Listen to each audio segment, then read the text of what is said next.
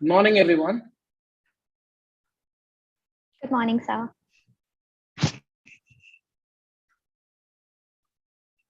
Hello, everyone. We'd like to extend a warm welcome to all the attendees of the first chapter of Samanvaya 2022, the annual HR Conclave of IIM Kashipur, with the purpose of coordination and integration of exceptional ideas, innovation, and practices for the purpose of achieving desired objectives. Since the year beginning, we are aware how the HR departments are now tasked with both modernizing HR operations and reinventing the workforce as organizations have acclimatized with the hybrid way of working. Keeping this in mind, the theme of the conclave is human centricity, future of workforce, with the focus of driving agility through transformational leadership. Without any further ado, we would like to introduce our guests for this morning. Our first guest is Mr. Aman Jain. With an experience of more than a decade, he is a talented and organizational development practitioner and has expertise in understanding the business needs and outcomes to conceptualize, design, and deliver a variety of assessment and development centers coupled with different learning and development, change management, and talent management initiatives.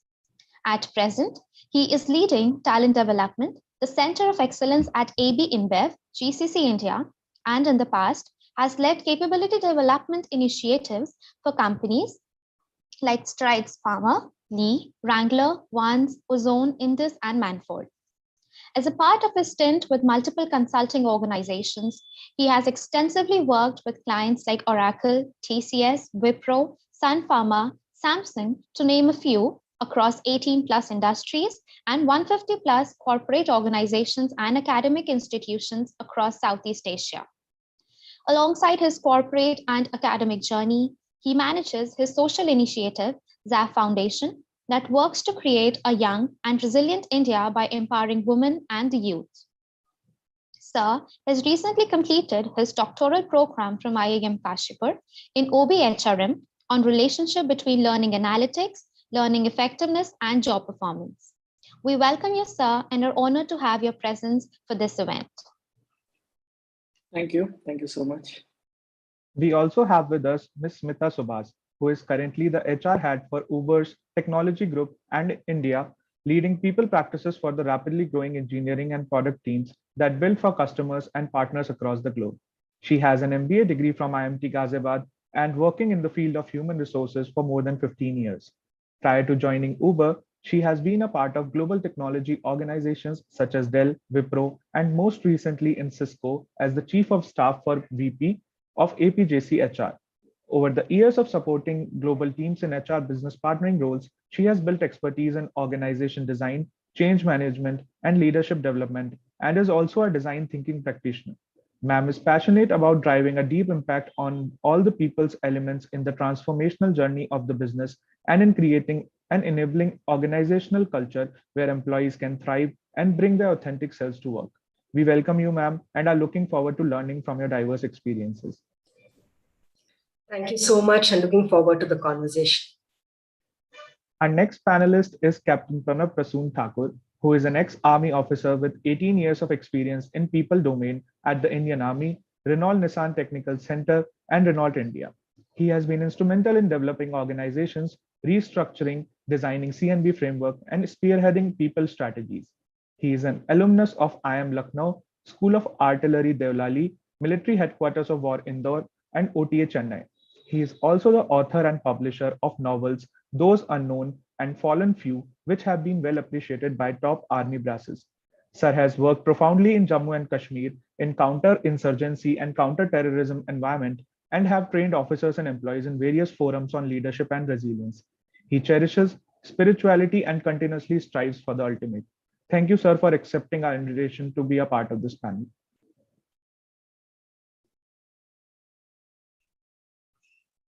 Our next panelist is Mr. Shivin Tikoo, who heads the global organization development for the automotive and tractor businesses of Mahindra and Mahindra. As a practitioner of OD, he relishes providing in-depth and meaningful insights to bring a paradigm shift in organizational practices and policies. He had earlier been instrumental in setting up the OD practice within Mahindra leading several large-scale change interventions like brand transformation rise, employee value proposition, auto and farm passion, quality transformation, and simplicity. He has conceptualized, developed, and implemented HR strategy over the last decade and leads several strategic initiatives for his organization. His interests include diversity and inclusion, rewards and recognition, employee engagement, organization structure, and cultural diagnostics. Sir is currently pursuing his doctoral studies in organization behavior from 𝐂𝐤𝐢𝐳 Kashipur. Sir has also been recognized with Emerging OD Practitioner Award 2021 by OD Network, being the first Indian to be conferred with this prestigious recognition. Further, he has also been recognized as the Future HR Leader. Are you in the list by People Matters? We welcome you, sir. Thank you so much for having me, and looking forward for the interaction. Thank you. Finally, we have our beloved Ma'am Major Vandana Sharma, who will be moderating this discussion. Ma'am is a women leader, entrepreneur, 4-time TEDx speaker, HR industry leader, communications and public speaking coach. She is an ex-military officer from the Indian Army. Her military contributions to the Kargil War of 1999 has been recorded and commended by the Military History of Army Ordnance Corps. Ma'am was the LinkedIn Top Voice India for 2019. She has been awarded Women Icon Asia Pacific as the Women of Substance by SHL Diagnostics in 2017.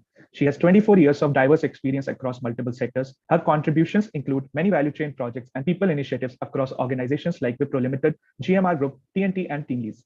Ma'am was also the head of human resources for Myntra Supply Chain Organization. She was also the chief people officer at Holiday IQ before foraying into her entrepreneurial journey in August 2017, when she founded Startup People Consulting. Her skill sharing startups 3 was recognized as one of the top 10 women startups 2020 by Women Entrepreneur Magazine India. Ma'am mentored a lot of young Indian startup founders on building effective organizations and driving a more productive environment and culture within the constrained environments. She has coached several students and young working professionals and delivered sessions on interpersonal skills. We welcome you, ma'am, and would like you to begin this discussion with our panelists. Thank you so much, Twarit and Suhani. It's wonderful to be here, and thank you, my fellow HR leaders. It's such a pleasure to see you at IIM Kashipur. So a very warm welcome, and look forward to this extremely interesting topic for the day. And first of all, let me thank you for spending your Sunday with us. It's, the kind of lives we all lead, and juggling several balls at the same time, taking out this time to be with students and talking to them about so many insights. I'm very, very sure it's going to be a very meaningful session, and there's a lot to give back to all our students. So thank you so much, much gratitude. The placement team has been very gracious. They've brought in so much of research on each person and chosen leaders across, and curated the session so well. So my compliments to the team. Well done. The topic itself is so interesting because we are all talking about transformational leadership all the time.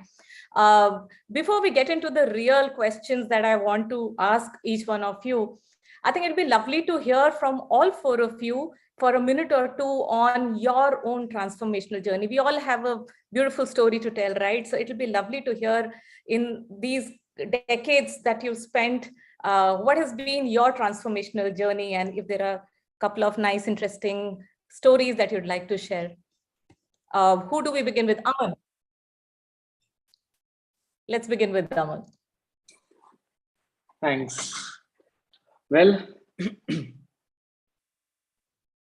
I think the context of what is a transformation is a very relative factor, right? And relative to the context of what each one of us feel is transformation. Yes. In my context, or in the kind of assignments I've dealt with, kind of people worked with, I think one of the biggest transformational stories that I could probably share is way back of my Lee Wrangler and Vans days. I joined VF Brands, and presently called as Contour Brands, which owned the 3 brands, which is Lee, Wrangler, the denim, and Vans, which is a footwear brand. When I joined them, there were a few learning initiatives and a huge landscape to cover. We had about more than 6,000 store staff and about 500 corporate staff. There were a few basic essential learning elements which were in place, but yeah, the journey was a lot to be covered. So, cutting the long story short, what was transformation for me? A, the intent was, the organizational purpose was, can we reach out to each and every store staff, which we presently are not. The learning requirement then, or the learning spectrum then, was only for 200 to 300 people versus 6,000 across the country in more than 600 stores. So the need was to cover each one of them, and resources, as always, were limited. There is always cutting down on resource, which is easily possible, but it takes quite a lot building cases in building resources and getting more budgets. Sure. So me and the entire team worked around a strong case, which is digitizing the entire learning experience and ensuring learning reaches each and every team member across the country, be it in Shimla or in Kozhikode, anybody and everybody. There were interesting learning modules initially, which were PPT format, then that got converted into SCORM-based content, and then the bigger one and the massive one was actor-based. Why is it transformational? A, it impacted the grassroots level driver of our business, which is a store staff. Right. B, something that business asks for, which is ROI. ROI. What did you achieve out of doing all this? Yeah, you were Yes. there in videos everywhere, but what did you achieve? And we saw a striking difference in the way selling is happening, the quality of sales in every store, because we came up with a standard process that everyone has to follow. So if today Vandana was to visit a store in Delhi versus somewhere in Angul, which is near Bhubaneswar, the experience is going to be pretty much the same. So there was huge difference in the way a customer is going to experience a sale in the thing.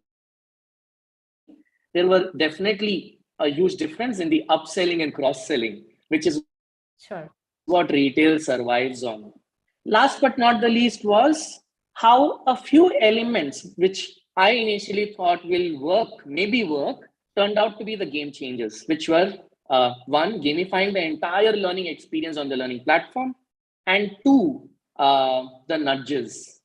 Not just the business, the learners were equally excited and always looking forward to what's coming in the next season.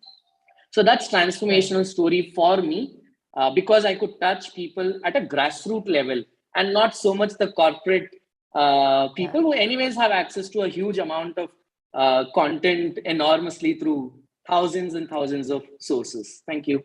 That's a very powerful story. And the reason I wanted us to come out with the inspirational stuff is because, that's what students must take away from these discussions. Ultimately, it's the impact we create, right, in our journeys. So very beautifully brought out, Aman. Thank you. We'll move on to Smitha. Guess being at Uber must be, again, another story of high growth and, amazing storytelling. And through your journey, what has been transformation? So we'd love to hear from you. Yeah, and I think through your career, you go through both that personal and professional transformation. And honestly, every organization that I've been part of has given some element of even a personal transformation in the way I've grown as a HR professional as well. So I think there are elements that impact you both personally and professionally. In terms of an example, probably I'll go back to my earlier organization, and I got an opportunity at that point of time where they say when you get a ticket to a rocket ship, don't ask which seat, right? So I was in that situation where it was an organization called Customer Experience. It was across four different countries across APAC. So completely different culture of leaders. And the organization, Cisco itself, was going from a more hardware-based organization to an organization that was more looking at the customer life cycle. And at that point of time, when it was looking at these different elements coming together, we were bringing it together, organizations, and bringing them together with very different cultures, leaders from very different countries. And the people implications of that were very, very high. So I basically again got the opportunity to start from what the organization design would look like, to goal setting, to then bringing the leaders together through a lot of design thinking initiatives.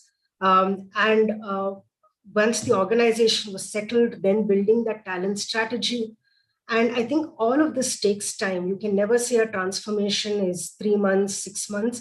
It was actually a 2.5-year journey that I was part of. And then when the outcome, like Aman spoke about, was in terms of the impact of our talent strategy, the number of senior engineers that we were able to groom within the organization, the number of our engagement pulse surveys quarter on quarter was increasing with every quarter across all questions. Our retention was at the lowest. So there was when you talk about transformation, it's always a journey. It's a marathon. It's not something like a 100-meter dash. And that's what I will say in terms of example as well. Yeah, amazing. And very, very well articulated. Actually, it's a very consistent and long run, and we run it very patiently, being the receiver of all the fire and absorbing a lot of it and saying, hey, patience, and we'll get through this whole thing. And then suddenly the magical world and the transformation happens, and then slowly people say, hey, yeah, this got done, and thank you. But it comes at a lot of resilience. Right. Exactly. Yeah. I'll move on to Shivin. I think, so let's have Shivin next. Thank you, Vandana ma'am. Just a disclaimer before we start, my viewpoints today are on my individual capacity and not representative of my organization, because that's the corporate policy we have. My story is that of a 10-year-old transformation. We started, which is the Mahindra AFS, Auto and the Farm Equipment sector. In 2012, we started in the Great Places to Work survey. And in the first year of study, which I was part of, we were ranked 38. And last year, when we participated, we were ranked 2 in the country. Wow. So it took us 10 years to reach there. Obviously, a lot of learnings for me, a lot of areas that we worked upon, across the HR processes, the culture, leadership, behavior, the standard recipe, right? But what's more important for me is I've been working in this area for the last 5 years as, head of OD. And even when the rank fell, I was not held accountable for it, in the sense that nobody blamed me that, the rank fell because of so-and-so, right? So that is what I would say, tolerating mistakes, allowing mistakes to happen, because we keep on doing lots of them. And and last year it was a pleasant surprise. So when we came in one of the top ranks for an engineering manufacturing company to compete with the likes of the global MNCs and the IT companies, that's a big achievement. Absolutely. Yeah. Wow. Brilliant. Yeah. Phenomenal. I guess, being data driven also sort of helps people validate and measure our achievements. And clearly your story talks about it. So well done. Awesome. We move on to Captain Pranav. First of all, say, good to see you. We've been connected for a while, and I wasn't aware that you're going to be part of the panel till actually the names came through Suhani. So happy to see you here. And I'm sure, like me, you have a similar transformational story personally, as well as with the kind of organizations you work with. So keeping the interesting, adventurous stories for the last bit, all yours. You're muted, I guess. Pranav. Sorry, I was talking to myself. Ma'am, it is an honor to see you at last, and what a pleasure and privilege. Tikoo, though we are competition, but we are united by HR. So fine. No, the things are not very different. And this COVID period had a lot of stories. Transformation happens like leaps and bounds there. I'll keep my personal side aside. We talk during the due course. But yes, this was something which we all learned, which we never expected. All so-called our business continuity plans, which were so-called the pseudo plans happening in the organization, which never came into action, was really tested to the core. And in between, the survival was something which was quite important for all of us.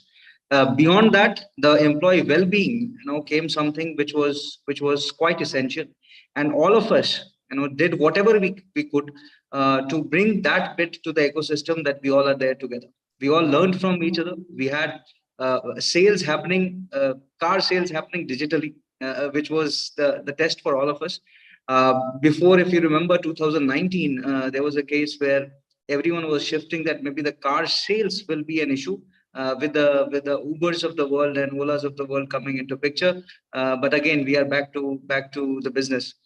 We had the launches happening, the digital launches.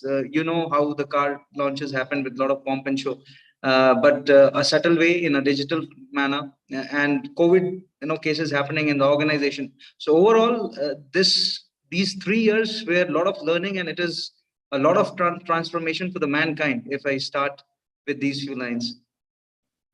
Thank you. Yeah, awesome. As you were speaking, Pranav, it was interesting for me, and I'll spend a minute because we have 3 people from almost the same industry, right? We spoke of Uber, we spoke of Mahindra, and Shivin's organization as well. So the point I'm making here is when there is a good value proposition for the customer, the best of organizations thrive.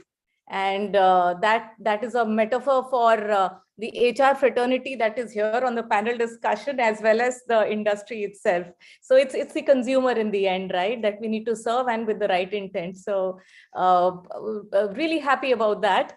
I think now I'll jump into the crux of the conversation today, which is about driving agility through the transformational leadership. So in the first bit of the questions that we have, I'd like to know from all of you, what is transformational leadership, and how do you think agility in the workforce will play a role in the change management? We did talk about it a little, but now is the time to elaborate on those stories and talk to us about the nitty-gritties and the details of how do you think that works. So probably I'll take on Smitha first. So my first question would be pointed first to you, which is about how do you differentiate transformational leadership from transactional leadership, and how do you see the change over the entire period? So what would you like to say about that? Sure, Vandana. I think when we talk about transactional leadership, I think the leader then relies a lot on give and take. So it could really work in situations where there's a short-term task, you have very clear goals, you have an outcome defined. The disadvantage, though, is, as the name suggests, it's a transaction. And more than ever, we are seeing employees seeking purpose beyond their day-to-day deliverables, and that's coming out very clearly. When you look at transformational leadership, it's all about inspiring, it's about conveying why the mission of the company is really important. And in this, and it's also a lot about building relationships as well. And in this VUCA world, there is so much happening, whether it's the competitive landscape or whether it's the macro environment. So I personally feel by nature, leadership, at least at a broad level, needs to be a lot more transformational. I think because the role of leadership nowadays is a lot about creating the vision, connecting the dots, managing through ambiguity, a more growth mindset. And honestly, nowadays, employees are only going to go over and beyond in such situations if they feel there's a trusted relationship with the leader, or what they do and the work that they do truly matters. That's the only time that they will really work through this environment. So true, so true. I guess walk the talk is so essential when we talk about leading people in today's world. Shivin, what would be your thoughts? So Vandana, when you asked this question, I was just reflecting upon how, let's say, the last 2 decades of leadership theories have, so to say, evolved. Right. We used to have, say in 70s and 80s, leader as a trait, leader as a competency, behavior. The idea essentially was that the leader is there as an administrative figurehead, or a person who has an authority, and by the responsibility that he's sitting in a top position, you need to listen to him. Right. Now, what has happened in the last, I would say, decade or so is there is nothing called an organization structure anymore. It's a network. You have capabilities. It can be within the organization. It can be outside. You have disruptions. COVID was just one of them. You have a Ukraine-Russia war, and these disruptions will keep on coming. We, I think, are at a peak of attrition, and then you are facing a recession, right? So how do you explain? So what would happen is the need for the leader would change from an administrative to what typically, I'm a big fan of complexity theory and leadership there, right? So to more of enabling and adaptive.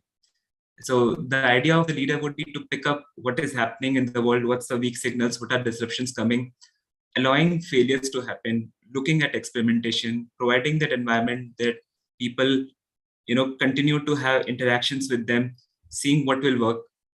There is no one single recipe. The leader does not even know the answers. Right? So the idea is that he has to create the purpose, as Smitha rightly said, but the leader may not know every answer in the book. So while he would create that environment and allow mistakes to happen, and then once you get the formula, like that happens in startup, then you go for a full-fledged execution. So that there's a huge change in how we used to look at a leader, and how what now has been the expectations from a leader of today.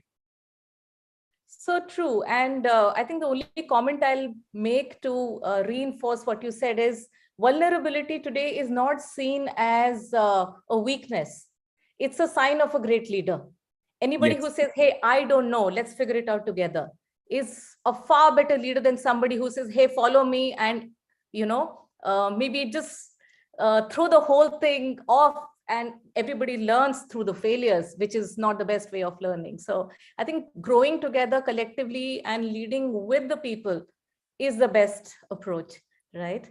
I'll move on to the second question in the category, and I'd like to direct that to you, Aman. So this is, how can agility in the process act as a catalyst and create superior performance or high performance organizations? What would be your thoughts?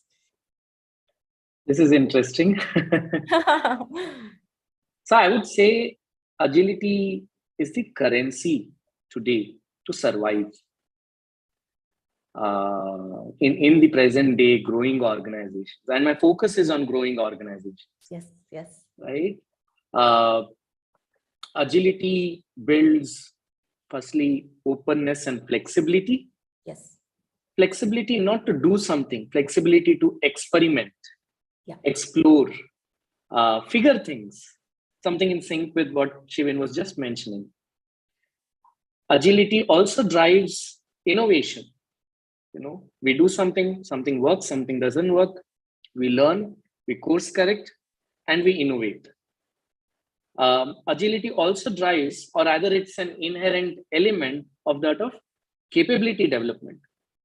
Today, in the age where any career or any role has a shelf life of anywhere between 2.5 to 4 years. True. If I'm not upgrading myself, and that's applicable not just for people who are joining the workforce, but even the ones who are already there in the workforce. If we are not upgrading ourselves with what the next set of skills, capabilities will be required, I'm not there. And shelf life is a critical element. Agility will also help us drive speed. And that's the biggest word today, right? The VUCA Absolutely. Why is VUCA happening? VUCA is happening because of the speed at which, for that matter, world is moving. Yes. And to serve the world's purposes, the businesses are moving. So speed of execution, as well as of that, of course, corrections. And last but not the least, which seems a little elementary, but it is critical to keep the engine running, which is operational excellence. Because for organizations to thrive and strive, operational excellence is very, very important. So going back, I think agility is a norm today, and it's a currency to survive in the growing organizations. Yeah.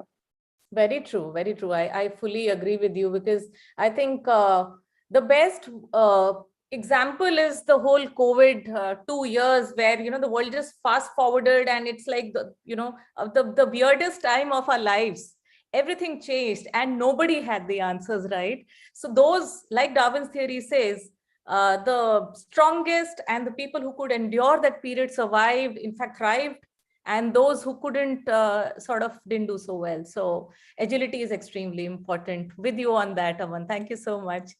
I'll go on to the second phase, which is again very interesting, about the key challenges and solutions. So there would be a lot of answers and of whatever we've seen across our organizations on how in this VUCA or ever-changing environment, what were the challenges and how things happened. So the first question I'll direct to Pranav. So my question to you, Pranav, would be, how are organizations providing the groundwork for innovation and promoting capability development and reskilling, so that all of these can, contribute to organization as well as an employee's preparedness? So what would be your take on that? It's quite heavy discussion, as I'm really loving the discussion. Yeah. Good ideas.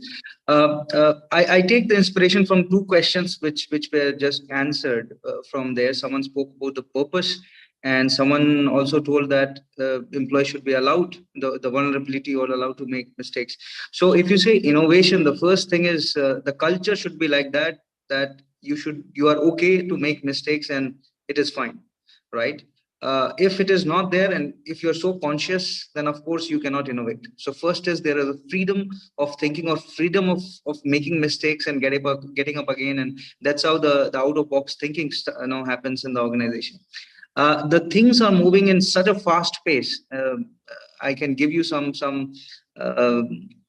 examples from the automotive sector where I come from, and taking where we were talking 2019 with a case when so-called these Olas and Ubers were too heavy and too strong, and the way everyone was thinking that how to change the mobility as a solution or as a service, right, to the customers, right? So where many companies came with the subscription model, that's how we came closer to the strategy to think that, okay, how we can tackle the this non-ownership of the car, number one. Number two is, again, I'll because COVID is something which is not passé, and still we all were understanding and thinking, and someone was telling that the things are so fast, every 2-3 years the strategies are changed. Rather, in between, the strategies were made for that unlock down, and that's how all the strategies were focused there. Now, when you see the organization and when all of us come together, first is how strong your purpose. And I think Swati mentioned this, that if all of us, we are aligned to the purpose, and with the great resignation happening, there is no problem, because people have worked for a bigger self than just that transactional orientations with the companies. Now, when you talk about organization, the first, when I spoke about the freedom, and it has to be brought from the top management to the first line managers, everyone down to the chain. Now, this is where we create an ambience that the person from Mahindra would be Shivin, I think he will be with me, that we live two lives. Actually, one we display in the organization, and one we are in the home, right? And there is a lot of difference between them. Now, the lot of research which is happening, that can we make these two split personality as one, and how you make it today the work from home came a big hit, and every organization is flexible because no one questions your integrity if you're working like that. So how we create such an atmosphere and an environment where the trust factor comes between the employee and the employer, and we all are together directed to the same purpose. I think these are the few points where, if it exists in the organization, innovation or the efficiency of an organization can be multiplied a number of times. Yeah. Right. So what I hear you say is fail fast, and people not being hung for making mistakes. I guess if that becomes the overall philosophy, it just makes it easier to thrive, innovate, move very rapidly in a forever changing organization. And interestingly, I must quote this, because last evening I was meeting an old friend. And now that we have so many of you from the automotive and manufacturing, the car sector. So there was this little chat about luxury car segments and companies which were making those fancy cars, and how they started to get into the economic or the mid segment to survive, because I mean, nobody wanted to buy the luxury cars in a time when the whole world was going through a downturn, So that again is a survival strategy perhaps, and you guys would relate to it a lot more than me as a consumer, So because everybody moved from those to which car gives better mileage, or which one would be able to take maximum number of my people, or you sort of go to efficiency more than looking good, right? So I think that's what happened in the last 2 years. So being creative, innovative is one way to survive in a forever changing world. So yeah, I agree. I guess, you need to stay innovative. You need to create forums and places for people to come up with ideas which might not have worked otherwise, but to survive that change, you need to sort of keep that going. Yeah, awesome. I think I will ask my next question back to Smitha, which is about how do you measure the agility of a team in terms of tapping not only the employee subject expertise, but also their engagement, their ownership, as well as feedback. What would you say for that, Smitha? You're muted, Smitha. Yeah, sorry about that. So I think when you talk about agility, there may not be a single point of measure, but there are various ways in which you can do it. In Uber, we have various listening platforms, and some of the questions are very targeted, and we do this very frequently, asking questions about whether employees are putting in discretionary effort. Do they have the autonomy to do their best work? Are they really empowered to make decisions? Is there process effectiveness? Are the communications helping them keep connected to the company? So these are some of the ways in which we actually ask questions back to our employees. And the other thing is in terms of, I think ultimately, I would say, how does it positively impact the business outcomes? If I take Uber as an example, when the pandemic hit, it was the world coming to a standstill, and we were predominantly known as a rideshare business. But over the last 2 years, we've now completely pivoted both the leadership team as well as the entire culture, because that was always our DNA, where we disrupt industries. And now we've moved into completely new businesses like delivery and freight. And right. in fact, recently, last week, we announced that we made our 5 billionth delivery globally. And so I think it's about and now what we're also doing is using the power of the platform. So if you're a customer, you can have a ride, you can also deliver, take a delivery, right? So the power of the platform is coming through. And 2 years back, we wouldn't even have realized that we could have something that's so out of the general way of doing things. And I think secondly, because if you look at Uber, it works at that confluence of the physical and digital. And so there is real-time data that is coming in for millions of people on our platform on a daily basis. And when they come on that, so the complexity is very high. So you're constantly trying to say, how can you really innovate? How can you have new features? How can you really make some positive impact in terms of the final outcome? So I think some of it is purely business outcome, and some of it is also hearing from our internal employees. Wonderful, wonderful, Smitha. I can't help but, for a second, I got drifted to 2008 when Prabjeet used to be a consultant with McKinsey and he used to work with us on transformational leadership projects. And I was with the GMR.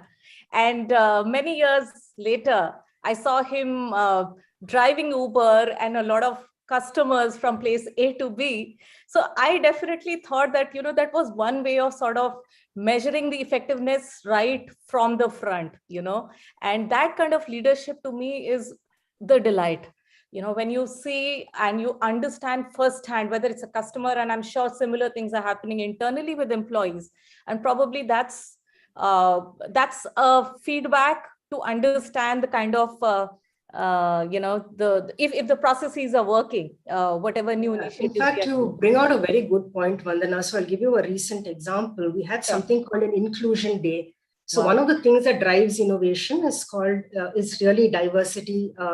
That really drives innovation. So we had Inclusion Day, where we had all our tech teams meet with NGO partners, meet with underrepresented groups. And there was a product jam that basically then said, okay, what are our pain points within the platform? How can we improve functionality for our underrepresented groups? And basically hearing directly from our customers themselves, but having that inclusion aspect of it then benefits not just the underrepresented communities, but that user interface improves for everyone else as well. What a gem of a example. And I guess I'd like to go back to my students and say, hey, this is an amazing discussion where you're getting very, very live and real meaty sort of inputs from leaders, because these are the only ways to bring the impact that we're talking about. So thank you for this, Smitha. That was lovely. Thank you. I'll move on to question 3 and I'll come back to you, Aman.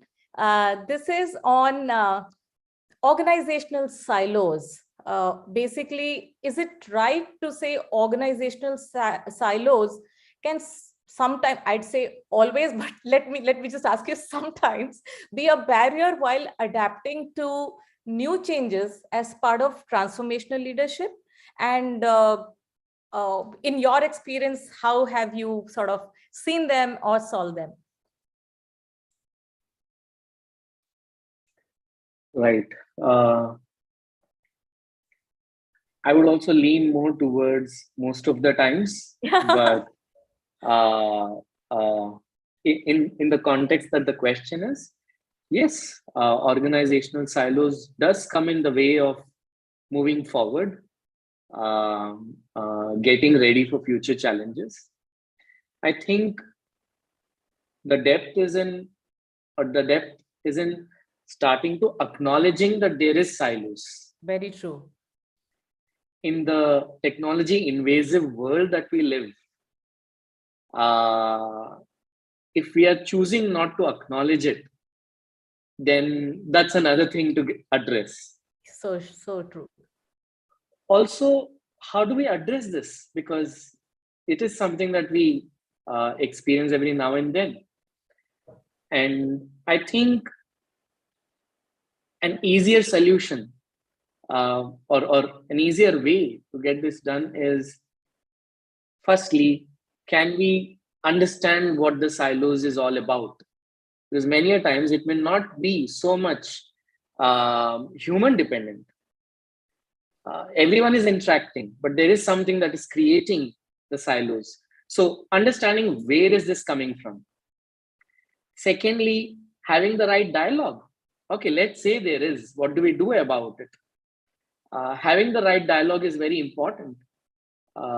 In the organizations that I presently work with, and in the previous one, which was a pharma company, a manufacturing intensive space, there were enough and more avenues and channels for people to speak, understand, and share.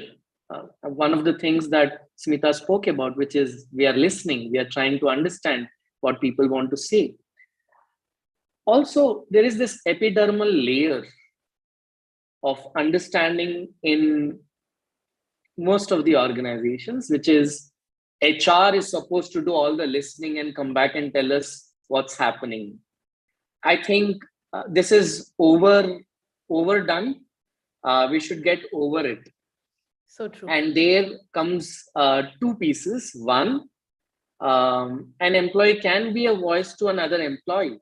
So if we are experiencing something which is addressable, then one employee can speak for another one. It is not necessary that the HR take lead everywhere, every time.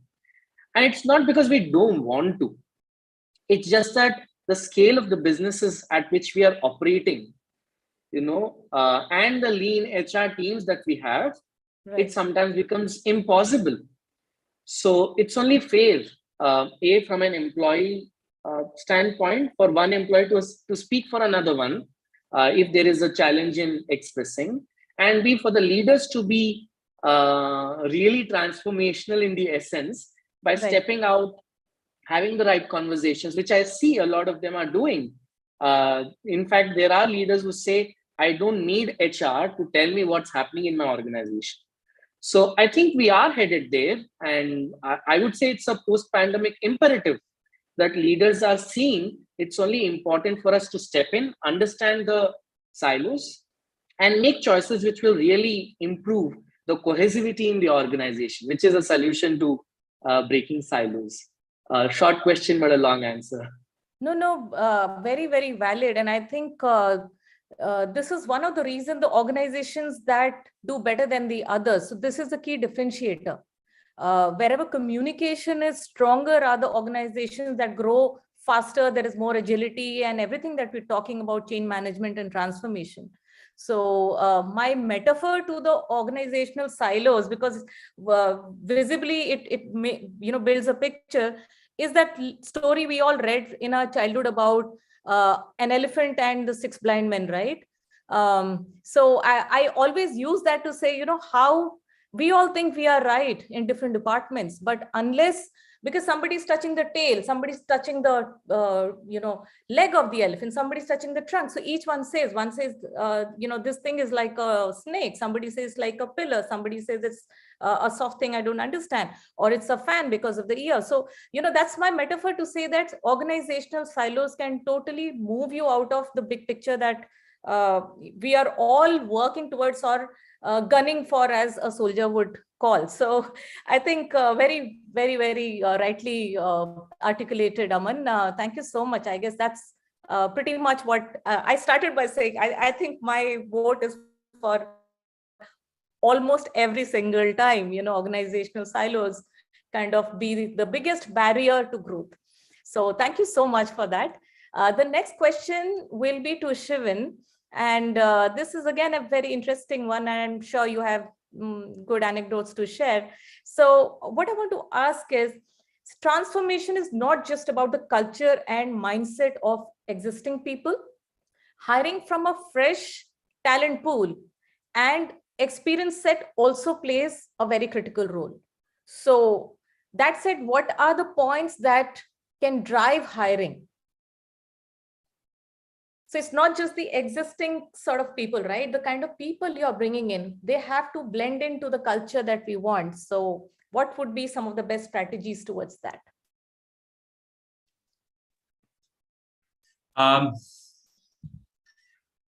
About a decade back, when we were looking at the entire hiring practices, I think I remember a quote that you hire for attitude and train for skills.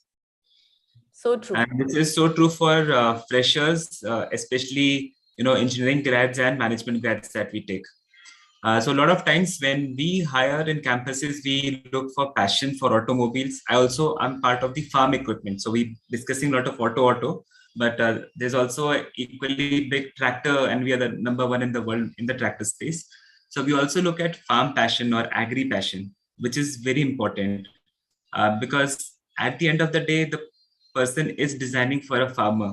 And if you are a city-bred engineer who has never visited a farming and seen how a farmer actually works, it's a big disconnect, right? So we look at passion in terms of whether whichever industry that you belong to, which is auto or farming. Second, I think we have created a lot of opportunities. So for example, there's an initiative called Farm Trails, which we were earlier running, in which each and every person and it's similar to what Smitha had mentioned about allowing engineers to connect with the underrepresented groups, right? So we ask a person to go and be with the farmer, not as a seller of tractors, but to actually do all the things you do as a farmer, right? From, let's say, plowing the field, seeing how what are difficulties for a bullock cart to happen, living the entire life of a farmer, which is so very different than when you are in sales, just from going and meeting them. So I think what happens in the process is change of mindset, because earlier you just go as a salesman, and now you go as a companion to the farmer. Okay. So these two things, essentially, you hire for attitude and train for skills. And second is, for the industry that you are in, you want to test, or you want to take people who are genuinely passionate about the industry that you are in. Very true, very true. In fact, when you were giving the example of a salesperson going through, I was thinking of the way the armed forces operate, and Pranav would remember because he would have done all of that. Basically, when you graduate out of, or rather we call it commissioning, from an army academy, the young lieutenant is first sent to live with the troops in the barracks and go serve on the posts and live with the troops. He doesn't get the same treatment as an officer, because till you work, live, survive, go through all the pain, you would not understand how long it takes to dig that trench. You might just say, "Mujhe 1 ghante mein chahiye." If you've not dug it yourself, you will not know how long it actually takes and what is the effort taken, and how much rest would you need, how much water you would want to drink, and the temperature at which you're operating. So I'd let you talk about this a little more than what I've said, Pranav. Thank you. I could not have expected any better way to have the Sunday, with such a beautiful panel and their dense experience. Of course, the way Shivin explained it, one is, and all of you who were connected today from the academia. So we see corporate in a certain manner, right? And when we come here, it is completely different. Why? Because currently you have, of course, the professors like Vandana ma'am, who is quite committed to develop you.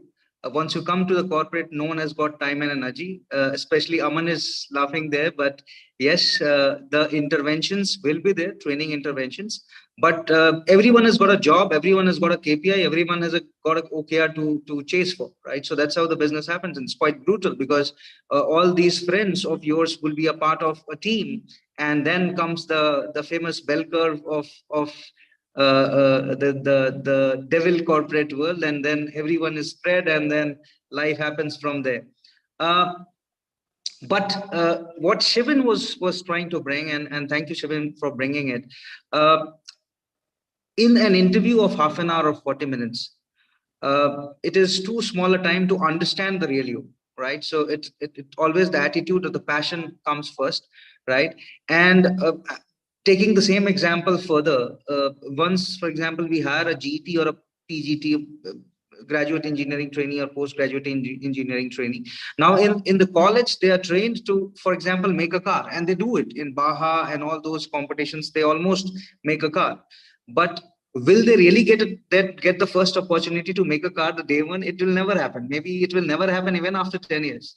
Because to be a chief vehicle engineer who actually brings all the making of the car together, it takes a lot of experience and also a lot of luck if you reach that level. In between, a lot of frustration happens, and where people like Aman come into picture and bring those energy inside, that they are again back to the level.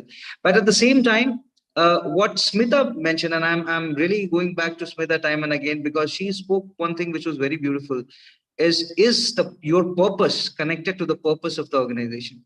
Now, your love for the car, if you're there, if you love for the, taking it from Shivin, the agriculture industry, if is there, then you can sustain. There are many people who, and with all due respect and honor to the startups, with the sort of attraction, employee attraction, talent attraction programs, what they have, we end up being in a company which doesn't connect with our purpose.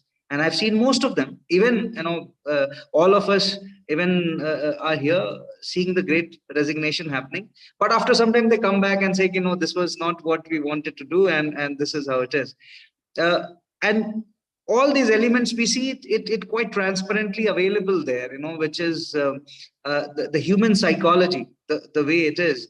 When if it is not engaged in a rightful manner, they are just lost, right? So when I say the fresh talents, yes, and half an hour interview, whatever psychometry you do, we can fudge it, we can play around with it, right? But the passion is something which comes as a primary element, as the first interview. And once you come inside the organization, the culture of the organization will treat you or make you a different person. When we take a fresher, he's not the one FT, what we call, from day one.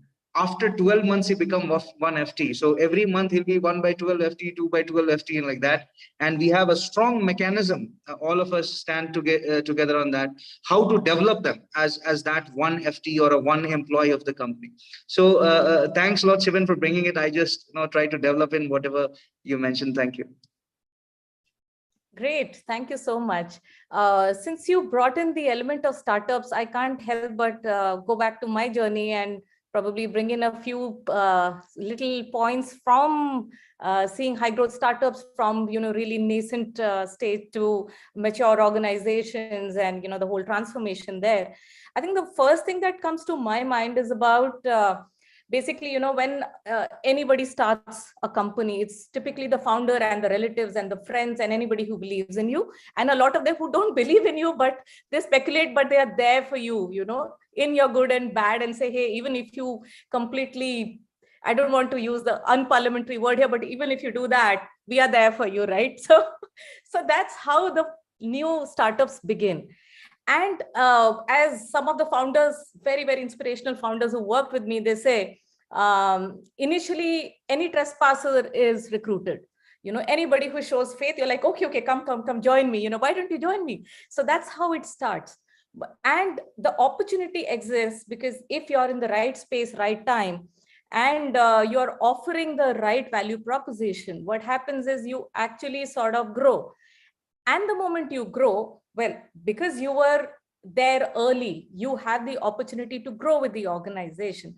However, the early stage people need not necessarily have all the talent that it takes to grow further. So what got you here won't get you there. And that's where a huge change comes in a very, very quick time. And I've seen that journey multiple times, and I've seen the anxiety that comes into systems because people who were top performers in the first year, second year, they suddenly feel that, hey, maybe I'm not the best at it, and how can I keep up with the pressures? And the organization also feels the need to move from generalists to specialists. So now at a stage where you're growing very quickly from, say, 50 people to 100 people, you suddenly need people who dealt with scale. So you need people who've already done it. So your hiring strategy totally changes from the initial trespassers to be recruited to moving to specialists. And that's when a huge transition happens. So there are the old generation folks, which is just maybe 2 years or a year older than you, but have a different potential or skill set. And then there are newer people who come in who need to be consciously hired with this whole mindset that these are the guys who will take the company to the next level or the next generation of it. So there's a lot of evolution in hiring that continues to happen in all the organizations. It's different in mature organizations, perhaps, but yes, organizations like startups, which are just starting out and seeing quick growth, this is something that I have seen over and over again. The other thing from a culture point of view that I want to touch upon is your attitude towards retention of all kinds of people that you've hired. So there's this term all of you would have seen of the brilliant jerks, right? Where people are phenomenally talented. They're amazing. They may not have the best attitude, but they deliver. Now, because of them, a lot of attrition might happen because others can't tolerate them. So the dilemma that a founder or leadership has is whether to tolerate for the skill that potential and talented people like that bring to the system. Is one better than the 10 average ones? Or you'd rather not have this guy and you hire 8 who are somewhat in between the brilliant jerk and the average. So again, that's the other kind of hiring decision or strategy that you make when you want to grow a high performance organization. So these are two things that were coming to my mind as we were all discussing. So I thought, let me just quickly pitch in and talk about insights from my journey. Moving on to the next part and the last part of questions, and then I'll open it up to students because they've been dying to ask a lot of wonderful questions and I'll leave it open to all of them. So this is keeping the future in mind. What I'd like to know is, and this question will be to all 4 of you and we'll go one after the other, which is about what is the way forward for your company, your industry and business at large. So the first input that I need is about keeping up with the fast-paced environment and the digital transformation. Basically, it can be incredibly difficult, but yeah, we've all done it in the pandemic. How can the employees keep up with this constant change? Given the rapid pace of information exchange and growing technology and the advancing AI, all of that across industries. So how do you see the HR industry shaping up with all of that going on? So what's in it for the HR leadership? So I'll start with Aman.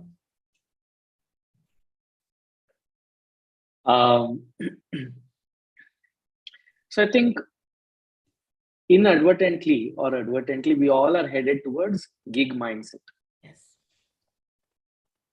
Which is going to be a critical aspect of surviving in the gig economy that we all are headed towards. So from my side, just 4 words. One, so there is no going away from technology. That's not an option at all. And hence the 4 roles or the 4 things that govern the gig mindset would be: A, technology evangelist. Be a technology evangelist. Someone who can embrace, spread, and make the best use of technology that is available. Second, be fantastic data integrators. Someone who can integrate insight to action.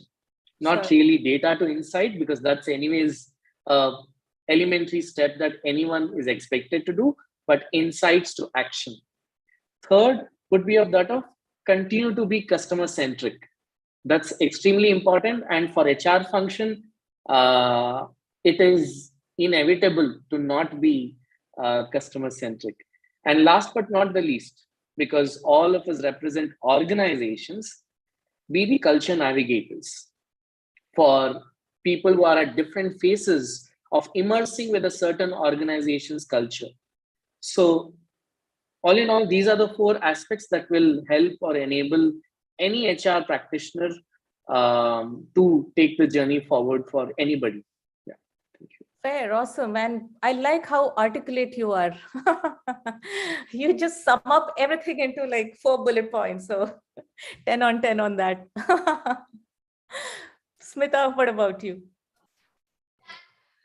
I think a few things. I think HR needs to be enablers of having a very robust workforce plan, right? I think there's a starting point to that, saying, what is your business group? What are the current skill sets that you have, the gaps, and how do you want to fill those gaps? At what levels, which location, what kind of workforce do you need? And then that in turn then informs your recruiting strategy, saying what is your top of funnel metrics you want to bring in, who do you want to bring on board as well. And then once you're on board, it's about the skilling, reskilling, incentivizing knowledge sharing, talent movement, etc. So I think somewhere as HR professionals, we need to enable that robust workforce plan because it informs everything downstream post that.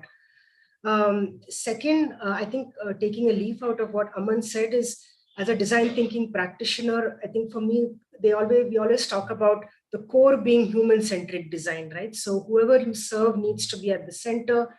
You need to have an empathy of understanding the issues. You don't need to have all the right answers or the right processes right away, but it's of continuous iteration and improvement. And then you're then able to, if you follow that, then you're actually able to move and be agile much more. You're actually able to transform and be agile in a much better way as well.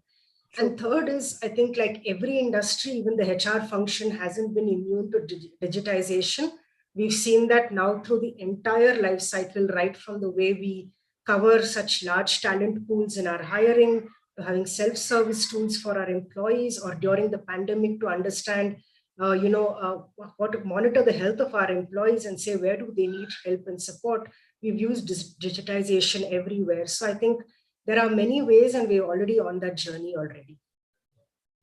Absolutely, bang on. I guess I completely agree with you. And there's been a lot of learning for people leaders across sectors. And I'll go back to the early discussion that we had when we opened the forum about, constantly adapting and changing. So I guess that has helped us sort of build the high growth organizations that we are talking about. So totally agree with you. Pranav, what do you say about this? Fine. So my version would be a bit different. I keep it like simple. Like HR is like a mother in the organization, right? And to take care of every employee. Every day we have the group of people. Aaj kuch tufani karte hain. And I say that we make people who make the best of the cars. So the thing is quite responsible when running of an organization happens.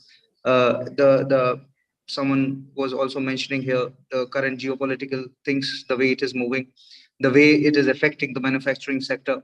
There is a lot of a mist or a fog which is floating all across that how the next tomorrow would be, where we come into picture and people like Aman come into picture, where we bring all these facets together and keep on making the organization moving forward.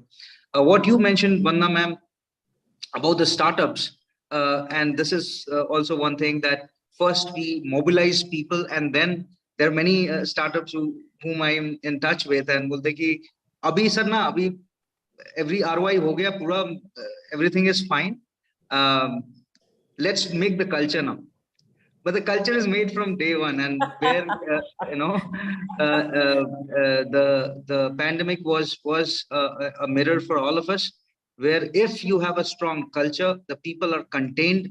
You need not, with all the processes and systems, the mechanisms, how you track the efficiency of an employee.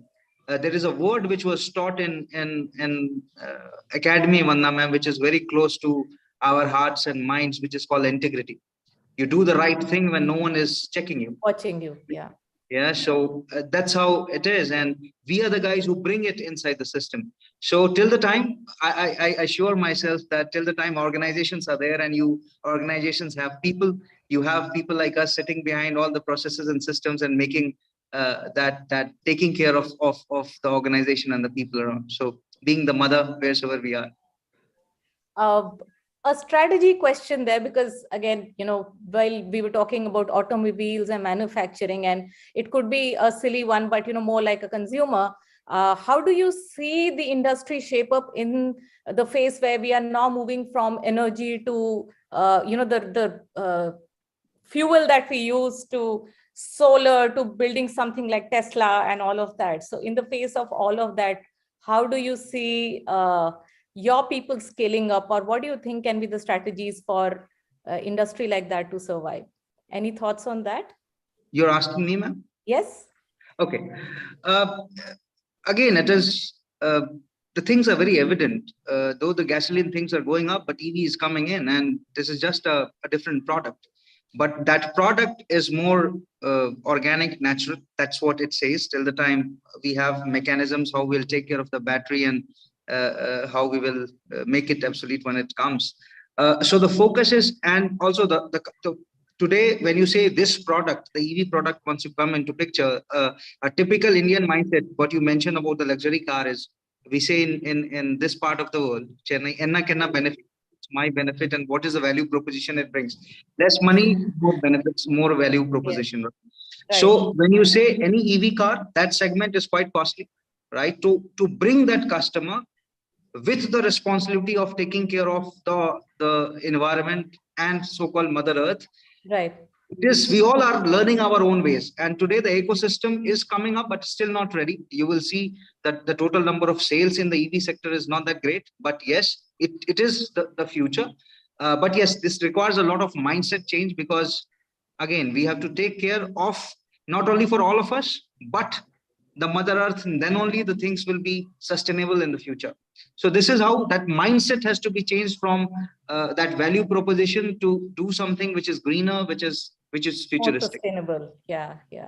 No, sure. So I just wanted to leave this thought in the room, because that's the future of probably the automobile industry. And while we are doing what we are doing today, we all need to move to something more sustainable. So that's something where we will play that major role as change leaders in future. So I just thought it's something to leave in the room. Last thoughts from you, Shivin.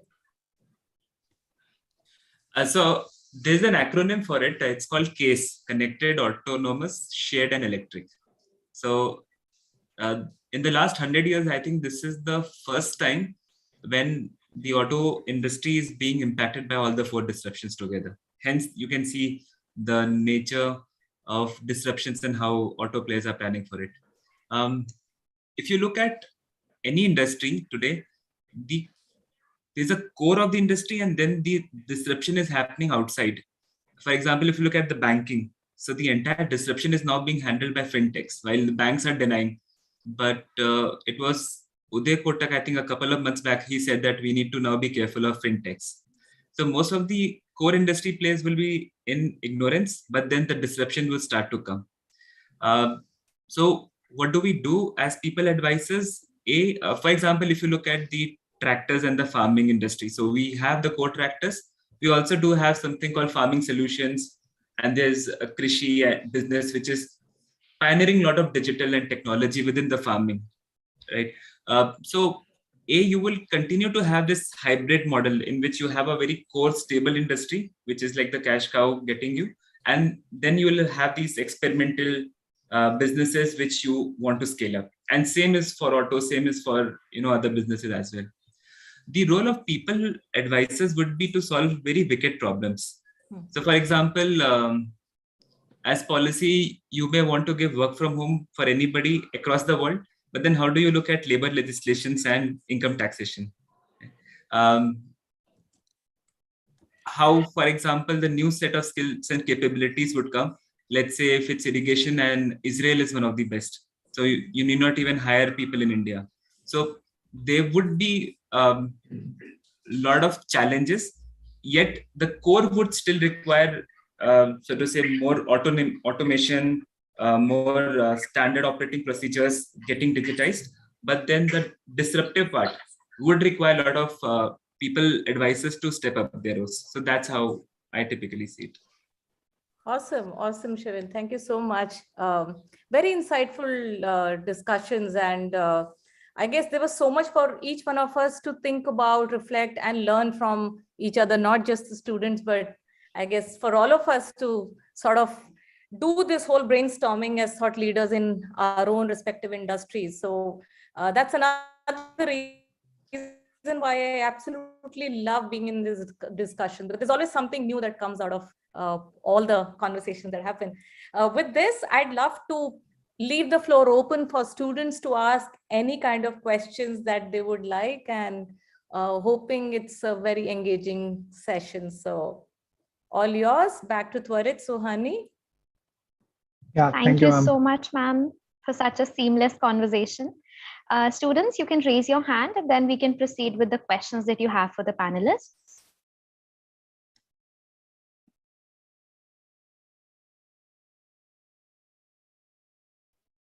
Yes, Ankush, please go ahead with your question.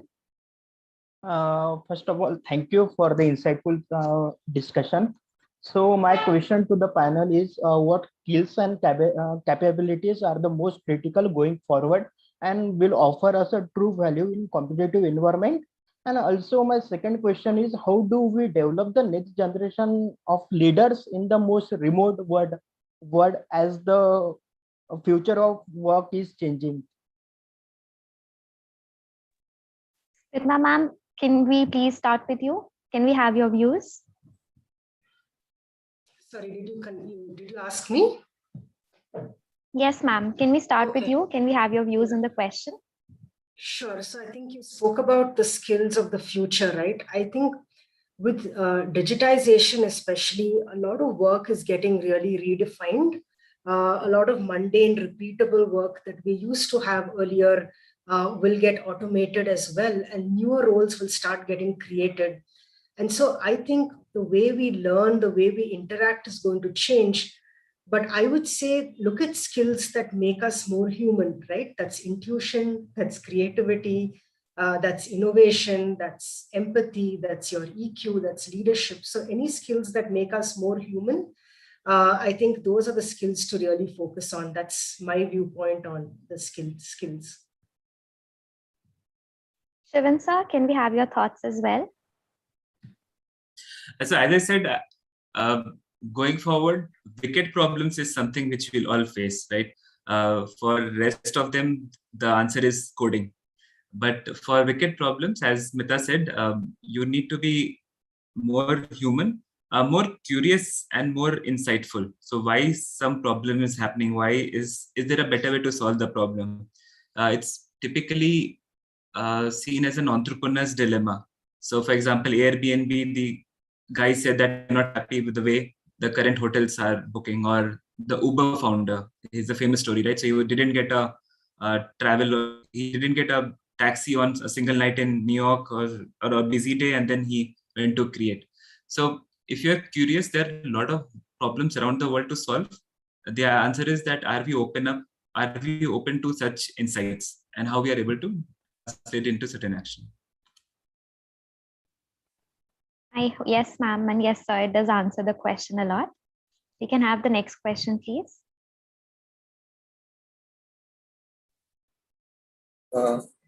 Thank you to all the panelists for sharing so many insights with us in this wonderful session. So my question is related to transformational leadership only.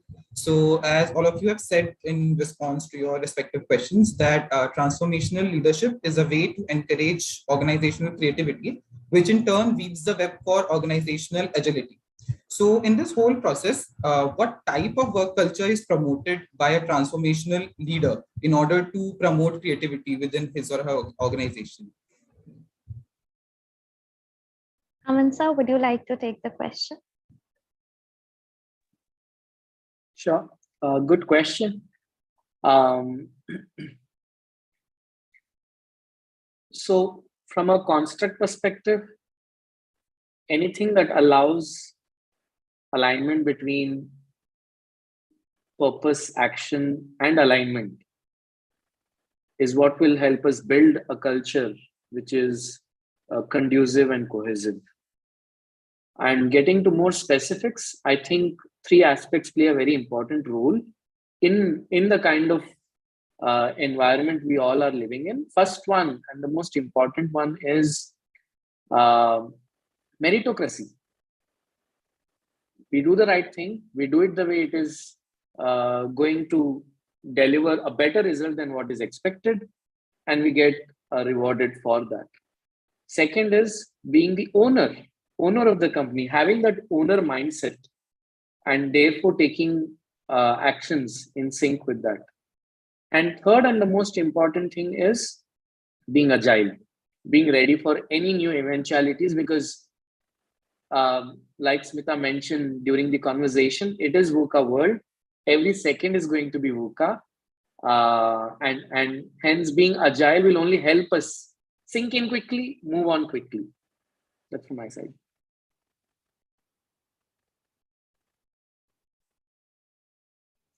Pranav sir, can we have your views as well?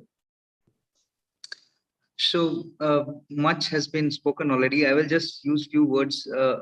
One is organizations, and this word was most talked about word in the last 2 years. Resilience and acceptance, right? And what from the employee's point of view is should be fortitude, fighting it the way, whatever tough it is, right? Till the time we create this cohesiveness, transformation will never come. There is a lot of in between, the trust issues, as I mentioned, the way we have started working digitally, integrity is a question mark. But as we move forward and the things are still getting complex with the geopolitical thing coming in and a lot of different shocks and surprises, the fact is how we in and the thing, the word VUCA is existing with us is quite some time, and these tough times, if we don't instill that resilience inside the organization, both from the management and the employees, this so-called transformational organization cannot be built, or that culture cannot be brought. Sure. Thank you, sir. We can have the next question. Pratiksha, you can ask. Thank you, Thakur. Good afternoon, everyone, first of all, and thank you for the wonderful insights that you've given so far in the session. So my question, since the panel also discussed about hiring candidates and judging their passion and attitude, so my question is along those lines. How, from HR's vantage point, how accurate and realistic are the behavioral tests? For example, the MBTI being the most famous one, for the selection of candidates, and how accurate are they to determine the person job fit and the person organization fit? Shivin sir, can we have your views since you spoke about hiring and all? Yeah. So it depends on how you want to use it, Pratiksha. So standalone, these tests don't mean anything. So as Pranav had rightly said, you can fudge each and every psychometric. What typically organizations do is they look at psychometric, but then there is a validation done by an interviewer, and the interviewer has to be an expert. For example, if there is a certain, as you said, percentage of fit. So there's a score which comes, let's say 70-75%. You cannot take the score at the face value. You need to validate. So you ask certain probing questions, which is needed for the context of the role to see whether that person will be able to fit what the profile the person is claiming to be. Standalone, in fact, it's not an advisable practice to just use the, so to say, any trait or any personality or any questionnaire and filter the candidates. That's not advisable. Okay. We'll move on to the next question. Prabhat, you can go ahead and ask. Thank you, Thorit. Good afternoon to all of you. So I would like to ask my question to Aman sir. Sir, you already earlier mentioned about agility and the flexibility, that is the ability to experiment and explore. And I believe that job rotation in an organization brings out the flexibility. So I wanted to know, how could transformational leadership aid in the implementation of job rotation in an organization? If I can rephrase your question, how does transformational leadership drive experimentation at work, considering job rotation is a constant thing that anyone and everyone will experience? Have I got your question right? Yes, sir. Okay. So, like Smitha started the session today, as well as Professor Vandana, transformational leadership is about vision, creating a purpose for everybody. And in that context, if the vision of the organization is to drive capabilities and mobilize capabilities across functions, across roles over a period of time, I think agility is bound to happen. Like it's therefore by design. So, and I want to emphasize that it's not so much dependent on a leader or the leadership style. It is dependent on culture that we are driving at work.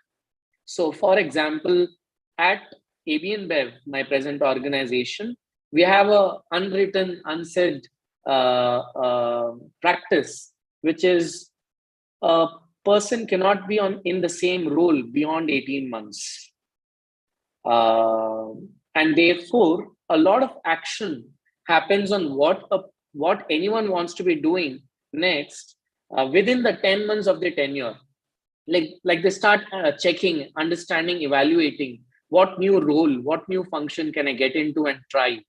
And it's a part of culture that we foster, we push people to go beyond what they are always comfortable with. So I think it's more of a culture element than transformational leadership. Yeah. Thank you so much, sir, for the answer. We can have the next question, please. Saurav, you can go ahead. Thank you, Swani. So, good afternoon to everyone present here. My question to the panel is, what does an adaptable workforce look like in the event of any technological, financial, health, or any other shocks?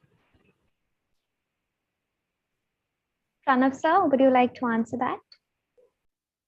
Can you repeat the question? I could not hear it properly. Yes, sir. So my question is, what does an adaptable workforce look like in an event of any technological, financial, health, or any other kind of shock? Any other type of? Shock. Shock. Shock. Okay, shock. Okay. See, the thing is, we still, you guys are taking, an organization as a, very different thing. It is the way it happens in anyone's life, right?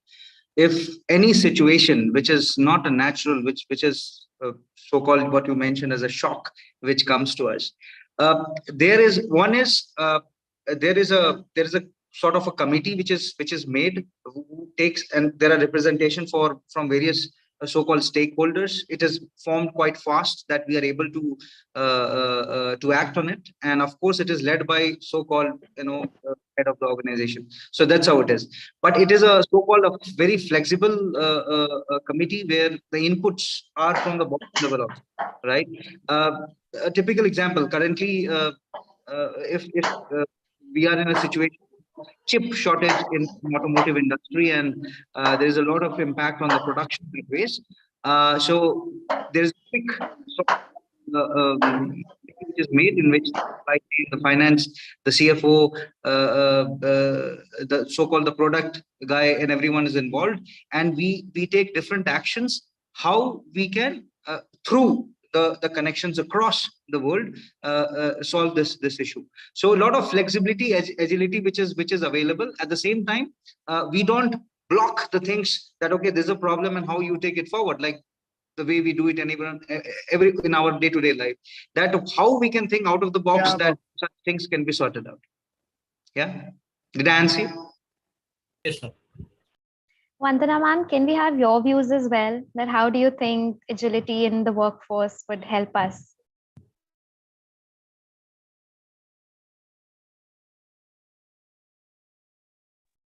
Sorry, I didn't realize I was muted still. And, when this discussion was going on, I was actually thinking of my current context. And as all of you know, that I'm currently managing people at a gaming company. So that is so different from anything else that I had probably managed, even in the corporate setup from the bigger MNCs or other e-commerce or retail organizations. So the workforce itself is very different. A lot of my workforce is unconventional. They are the ones who never believed in the education system that typically the society ran on. There are so many amazing, talented people who are college dropouts, who are school dropouts. Degrees don't matter to us. What matters is the talent and the skill they bring to the organization. So we need to bring in a blend of people who understand business, who can help to monetize, run it, and be at par with the other gaming companies which are not typically operating out of India. India is not really known as the the country of producing amazing games so far. And we want to lead the race and be in a place where people say, oh, is tarah ke games bhi India se aate hain. Today you don't hear that. So that being our purpose and impact that we want to create, we are working on building the capability in the system where passion, of course, matters the most. And I guess our people are already those who have adapted through a lot of chaos and change and mindset issue that typically society would have thrown their way. When somebody says, hey, I don't want to go for a conventional degree or career, and I want to draw, I want to be a 3D artist, or I want to be a game developer, it's very different. So they've already sort of gone through that journey as people. Now working with them in an industry to create entertainment. And the statistics say that gaming is bigger than music and movies put together. So how do we make the most of it and become a leading company in the country? So we are looking at developing these people as the best in their category, whether they are sort of artists or game developers, or as an organization, how fast can we move? Can we hire not just from the best talent that is available within the country, but also overseas or other places where good talent lies today? And what are the things that can help them fit into the culture which typically they sort of ran away from? So I don't want to call it anti-establishment, but these were the guys who were rule breakers or the rebels, right? So now how do you make them fit back into the norms of an organization and have the best of their potential and capabilities play, right? So there are a lot of things that go into constantly coaching, training, working with them to say that, while we understand the creativity and we love it, we love you for it, but then there are some teeny weeny bit of rules and regulation that might be needed to work better with somebody who's not so much like you. So, there is a lot of change management in the way we lead them on a daily basis. So people to understand that change is necessary, not just in the current roles, but if they have to scale up and lead in the same industry, whether in India or overseas, it's a lot of change on a daily basis. So that's the kind of conversations and storytelling that goes into coaching and mentoring on a daily basis to make sure our workforce is ready for what is coming. And the last bit that I want to add is Web3 that everybody's talking about today, right? So we are also looking at being one of the top Indian companies to move into that space while it is still unknown territory and there is so much of risk of failure and everything. But again, we've been talking about creativity and failure and all of that. So fail fast. There's that element that, if you want to lead, this is probably the gold rush. This is the time to excel. So we are also working on games that will introduce cryptocurrency and things like that. So that also needs to have a lot of consensus within the organization. Having said that, not necessarily everybody believes in it, but we need to stand together and say, hey, can we do this? And is this a good bet that we need to work on together? So keeping everybody together towards some of those experiments and going towards those goals. And if we succeed, it's a win for everyone. So those are some of the ways to manage the change that is coming and being future focused and developing people with constant communication and training and, in general, mentoring on a daily basis to make sure that they're adaptable and change, whether good or bad, whichever way it hits, we are agile enough to transform immediately. Thank you. Thank you, ma'am. Very insightful. We can have the next question from Ayushi, please. Okay, thanks, Suhani. And good afternoon, everyone. And thank you, panelists, for giving us your time. So as we have already discussed the importance of agility for any organization in the coming future, my question is, what are the important key parameters that are used by the stakeholders to measure the agility within an organization? Smitha ma'am, will you please take the question? I think a very similar one was asked by Vandana ma'am as well earlier. So I think one is you have your internal structures in terms of, like we have our listening platforms where we ask very specific questions in terms of whether employees really feel they have the autonomy, they have the empowerment, do they understand the communications coming through. And the second one is in terms of the business outcomes as well. And I think the third element of it is also in terms of the way we hire, right? And it's an extension to the earlier question when we talk about how do we bring in that agility in the workforce, even from the time in which we are hiring. In Uber, we have two practices. One is in our external job descriptions, we talk about something like a minimum qualification. And there we very clearly say you could have got this minimum qualification through any means. It could be through your work, it could be through training, it could be research. There are many success profiles, something that we very clearly say. And one of our values is great minds don't think alike. So we very consciously hire people who are very different. So I think some of the agility also comes in having that kind of mindset when you're bringing in people as well. And another example is we have a concept of bar raisers. Bar raisers are typically employees who are very experienced and experts in interviewing. They're not in the immediate leadership chain, but what they do is they interview the candidates, they see the fit for Uber, not necessarily a particular role and group. And that then enables us to actually have that talent agility and movement across organization, across the different business groups. And so those are some key ways in which one internal, one external, but also in the way you bring in people as well. Thank you, ma'am. Kasa, you can go ahead and ask your question. Thank you, Thakur. Good afternoon to everyone. My question in general is, this is speculation that inflation is going to hit the India soon in a quarter. So how is the organizations looking at the hiring aspects of it, and what is the roles of HR and what are the views on it? Aman sir, would you like to answer that? Sure. So honestly speaking, forecasts likewise will always be there every year in different forms and shapes. And please understand, any of these speculations, as you called it, and in our language, forecasts, they are not across industries and they're not across roles. Which in short, what I mean to say is, there will be enough and more opportunities anytime, every time, for the right person, for the competent person. Going back to answering your actual question, how are organizations preparing for it? So the forecast for talent pipeline gets built almost 1 year in advance.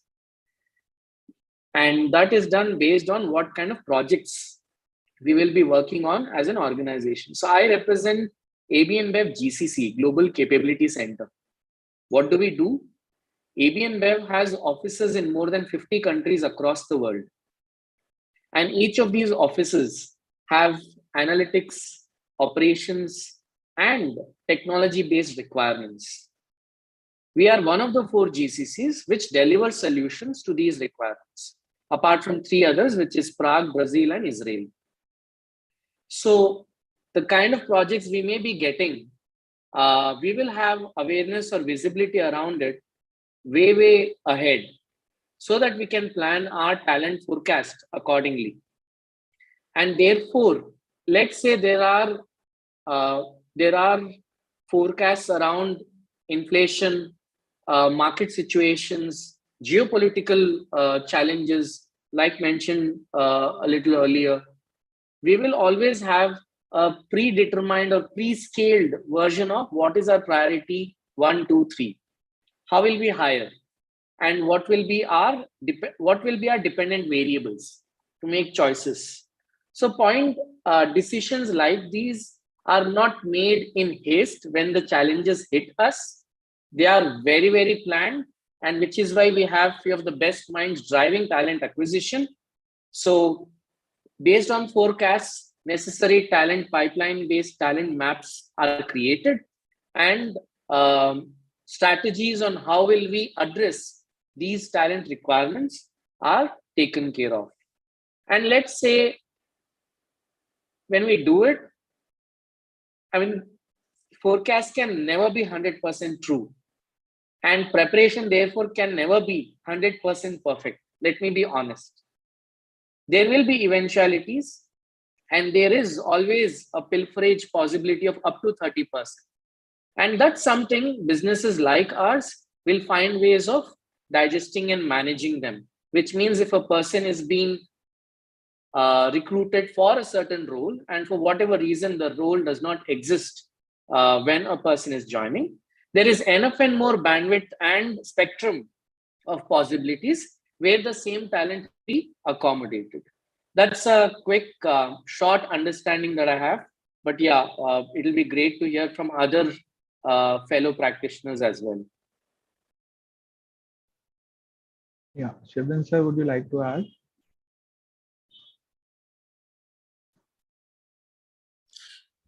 So yeah, echoing Aman's thoughts, and this is nothing to do with my organization, but let's say when I was in my PG I did it from XLRI. So 2009 was the worst of the years, which was Lehman collapse, and then you know what happened. But even in the bad years, folks everybody got placed. So the question is not about just getting placed. The answer is, as Aman said, getting employable or scalable.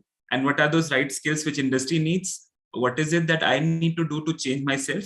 And it's equally true for us as professionals. So for example, next 5 years, we need to unlearn and learn new skills, or else, for example, I would be obsolete. So it's true for freshers, it's true for experienced folks. So the only thing we can do is, keep on reinventing ourselves as we go forward. Very well said, sir. We'll take one last question to do paucity of time. Saloni, you can go ahead. Thanks, Thakur, and thank you for such an enriching session. So my question is very simple and yet very relevant in the modern times, which is like how people's leader, they can leverage technology and at the same time, they can preserve the human-centric aspect of each other. Smitha ma'am, would you like to answer this question? Yeah, I think in this technology world, especially, we see technology moving so very rapidly. What we've seen is learning has really become very democratized. You have access to information that you and learning that you possibly didn't have in the past. We're seeing new ways of consuming learning by employees, whether it's through micro learning or very curated learning.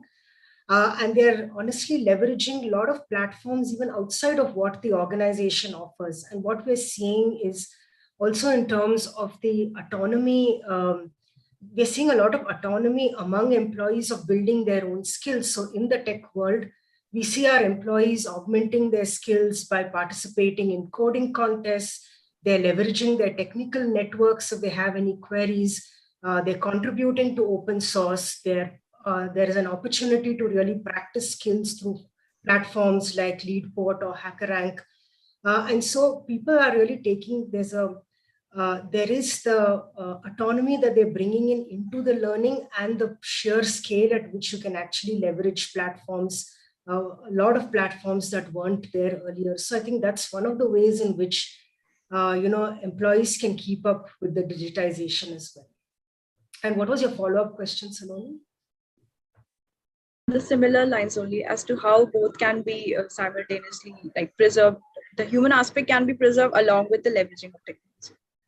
Yeah, and I think the human aspect, when we talk about preserving, I think it, at least from an Uber perspective, I feel we bring it down to, and we try and relate every element back to our Uber values. And I think so the culture of the organization is where you can actually keep it really real and keep that human aspect alive as well. Thank you, ma'am. Now we would like to conclude. by thanking and expressing our gratitude to our distinguished panelists for taking out time of their busy schedules and be a part of this conclave. The panelists have highlighted the best practices for driving agility that are implemented in businesses based on years of research, depth of understanding, and significant experience. The conversations included insights on how agility can act as a catalyst and create superior performance, as well as the importance of organizations in inculcating resilience in their employees, encouraging risk-taking, and accepting it as a cultural fabric in the organization. And also how aspiring managers need to be mindful of fast failing and creating a learning model around it. The challenges and solutions that were discussed were definitely interesting. Initiatives to sensitize employees and how agility moves beyond team level experiments to create business impact was something that we as future managers would look forward to witnessing and implementing. It was indeed an enriching session, and I believe all the students present here today have absorbed a lot from it. Although we really hope we could have conducted this in person, it's our wishful thinking, but we hope to see you all at IIM Kashipur campus soon for further engagements. Thank you so much for gracing us with your presence. Special thanks to Vandana ma'am for moderating it so nicely. Always a pleasure. Thank you, everyone. Thank you, panelists. Thank you, guys. Keep in touch. Aman, Smitha, Shivin, Pranav. Thank you. Thank you, everyone. Bye. Thank you. Thank you, everyone. Thank you, students. Bye. See you. Bye-bye.